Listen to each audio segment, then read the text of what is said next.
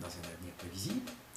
Et chez les humains en France, après BCG, être positif pour attester qu'on serait protégé contre la tuberculose par le BCG. Vous voyez les deux attitudes. De ces deux attitudes, la meilleure est évidemment d'être non infecté par le bacille de Koch. Puisque le BCG, de toute façon, même positif, n'assure pas une protection contre la tuberculose. Mais c'est un dogme qui a été martelé pendant des dizaines d'années. Au niveau de la politique aussi vaccinale européenne, alors on m'a parlé de la politique vaccinale aux États-Unis. La politique vaccinale en Hollande, ils n'ont pas fait de vaccination obligatoire par rapport au BCG, et les Allemands ont arrêté ce vaccin très tôt en fait. Oui, en 1976. Voilà. Contrairement à la France, un des derniers, il y a encore la Hongrie et le Portugal ou la Grèce encore qui vaccinent encore avec le BCG, Grèce, mais Portugal, c'est fait parmi les derniers pays à pratiquer ce vaccin en tant que vaccin de routine. Absolument. Oui. Et par rapport à ça, en fait, on a observé justement même en supprimant le BCG, une diminution continue de... Il est parfaitement reconnu d'ailleurs. J'ai assisté à l'audition publique BCG des 13 et 14 novembre 2006 pour travailler sur la levée de l'obligation de BCG sur les enfants. Il y avait là tout un aéropage d'experts. Il a été parfaitement reconnu que, quelles que soient les politiques de santé appliquées par les différents pays, il n'y avait aucune différence dans l'évolution de la tuberculose générale, que ce soit dans les pays qui pratiquaient le BCG, comme la France, qui ne la pratiquait pas du tout ou qui le pratiquait de manière partielle.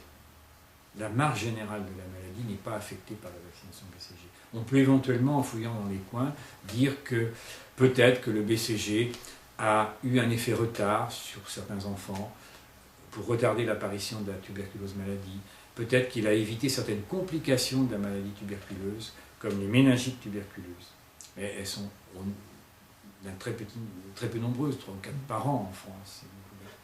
C'est pas forcément ce que disent aussi, par exemple, Bourval dans son livre, justement, que ça serait faux, justement, que là aussi c'est exagéré, c'est que même des personnes vaccinées, en fait, avec le BCG, auraient aussi fait des...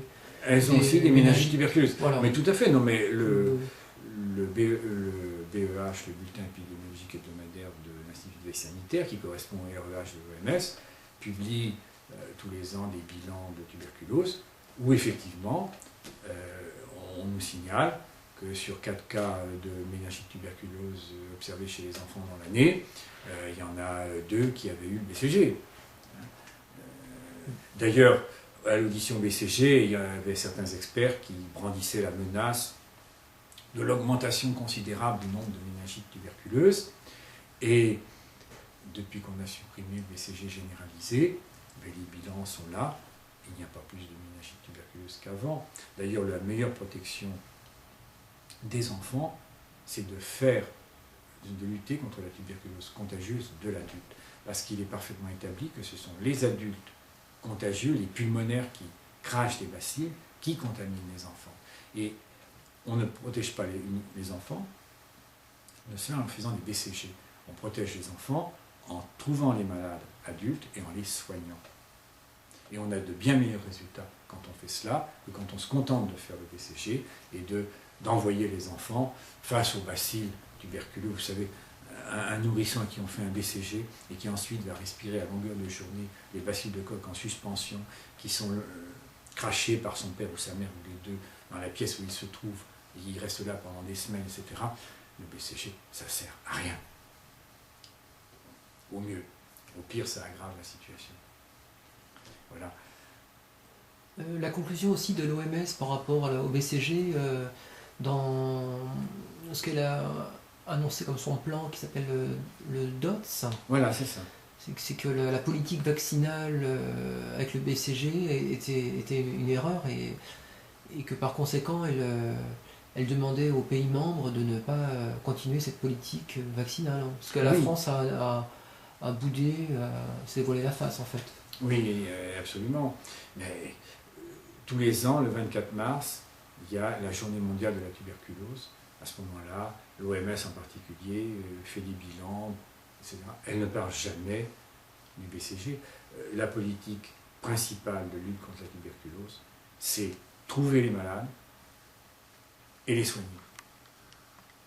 Ce faisant, on limite le nombre de contagieux, la durée pendant laquelle les malades sont contagieux, parce qu'un tuberculeux contagieux peut le rester pendant des semaines, des mois, voire plusieurs années, avant de mourir, si on ne fait rien. Donc pendant ce temps-là, il va pouvoir contaminer beaucoup de gens.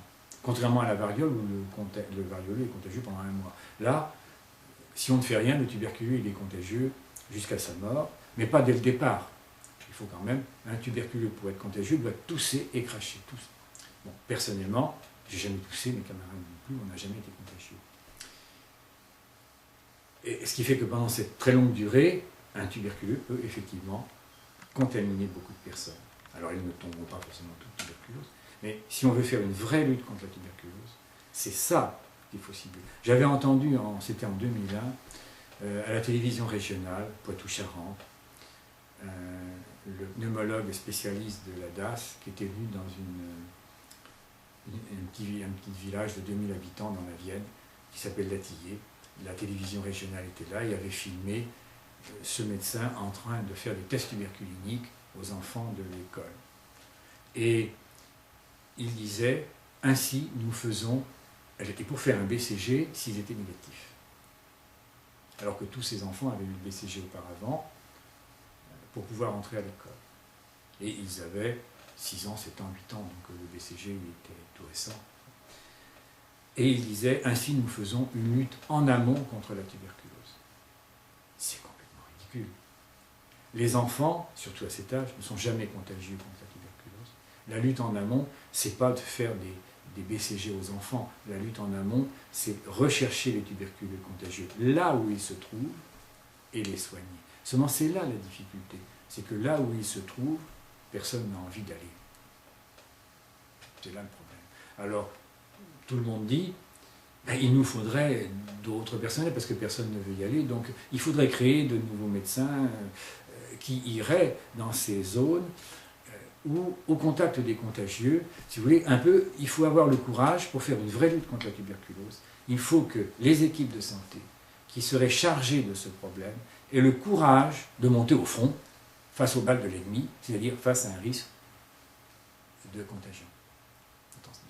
De soit simplement protégés par des masques. Et éventuellement, parce que le BCG, c'est pas ça qui va les protéger. Oui. Protégés par des masques, etc. Mais c'est pas forcément évident d'entrer dans un appartement avec un masque pour aller interroger les gens, voyez-vous. Il faut se faire accepter aussi. C'est peut-être pour ça d'ailleurs qu'officiellement, en fait, on se doute que ça peut être dangereux, donc on ne le fait pas. On préfère s'amuser à bricoler des BCG sur les bras des enfants. C'est moins dangereux, hein, c'est moins risqué, puisqu'on sait qu'ils ne sont pas contagieux. Bon, j'entendais un jour, à cette audition, justement, un médecin des PMI dire, qui travaillait à Paris, eh bien, il faut que les enfants aient le BCG parce qu'il y a des mamans qui peuvent être tuberculeuses et qui rentrent dans les crèches, etc. Moi, j'aurais envie de leur dire, mais pourquoi vous ne posez pas tous les 2 mois votre stéthoscope sur le dos de ces mamans pour les surveiller? Ce serait plus utile que de faire des BCG aux enfants. Oui, s'ils sont convaincus d'être protégés avec le BCG, ils peuvent y aller tranquillement. Si ces médecins sont convaincus d'être protégés, mais ils ne sont peut-être pas si convaincus que ça. Ouais. Et oui, mais c'est une fuite devant l'ennemi, alors on se rassure à faire son petit métier tranquille, hein, au lieu d'aller au fond. Pour vraiment lutter contre la tuberculose, il faut qu'il y ait des gens qui soient assez courageux pour aller au fond. Mais pour lutter contre la maladie avec l'utilisation d'antibiotiques, ça crée des résistances très fortes des bacilles. La course aux antibiotiques, et les industries pharmaceutiques ont beaucoup de mal à créer de nouveaux antibiotiques. On sait que leurs recherches le font un petit peu au hasard en essayant des milliers de molécules dans des boîtes de pétri sur ces bacilles, et que ils découvrent là ils viennent de découvrir apparemment un nouvel antibiotique, mais ça va créer à nouveau un cercle sans fin de mutations entre guillemets des bacilles.